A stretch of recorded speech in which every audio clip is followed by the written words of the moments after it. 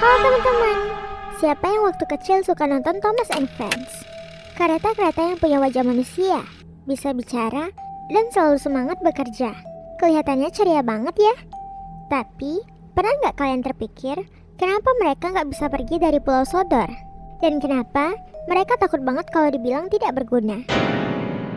Malam ini, kita bakal bongkar teori gelap Pulau Sodor yang bakal bikin kalian sadar kalau Thomas sebenarnya tinggal di dunia yang sangat mengerikan. 1. Pulau Sodor, penjara tanpa tembok. Coba perhatikan baik-baik. Pulau Sodor adalah tempat terisolasi dari dunia luar. Kereta-kereta di sana tidak punya pilihan hidup selain bekerja terus-menerus di bawah perintah satu orang, yaitu Sir Topenhead atau The Fat Controller.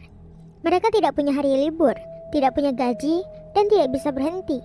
Dalam teori konspirasi, Pulau Sodor dianggap sebagai sebuah kamp kerja paksa atau sistem distopia di mana mesin-mesin bernyawa dikendalikan sepenuhnya. Jika mereka membangkang, mereka tidak hanya dimarahi, tetapi ada hukuman yang lebih kejam. 2. Hukuman tidak berguna yang mengerikan.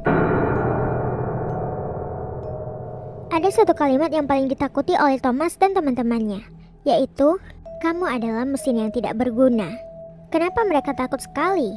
Karena di Pulau Sodor, mesin yang tidak berguna atau rusak parah tidak akan diperbaiki dengan cinta, melainkan akan dimusnahkan.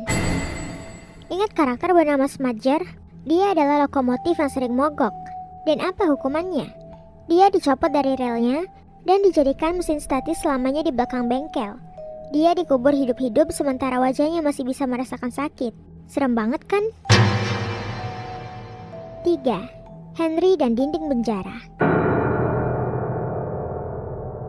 Salah satu episode paling menyeramkan adalah saat Henry si hijau menolak bekerja karena takut catnya rusak karena hujan. Apa yang dilakukan Sir Topenhead? Dia tidak membujuk Henry, tapi malah memerintahkan pekerja untuk membangun tembok yang menutup terowongan tempat Henry berada.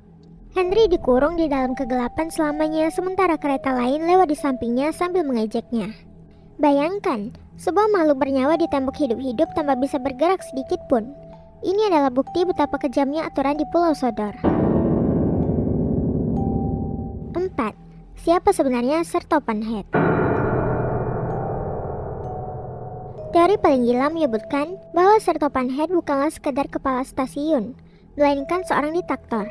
Dia memegang kendali penuh atas hidup dan mati para kereta. Wajah-wajah di depan kereta itu sebenarnya adalah hasil eksperimen atau jiwa manusia yang dipindahkan ke dalam mesin supaya mereka bisa bekerja selamanya tanpa perlu makan atau tidur. Itulah kenapa wajah mereka selalu terlihat penuh tekanan meskipun mereka mencoba tersenyum dan bilang mereka bahagia bisa berguna.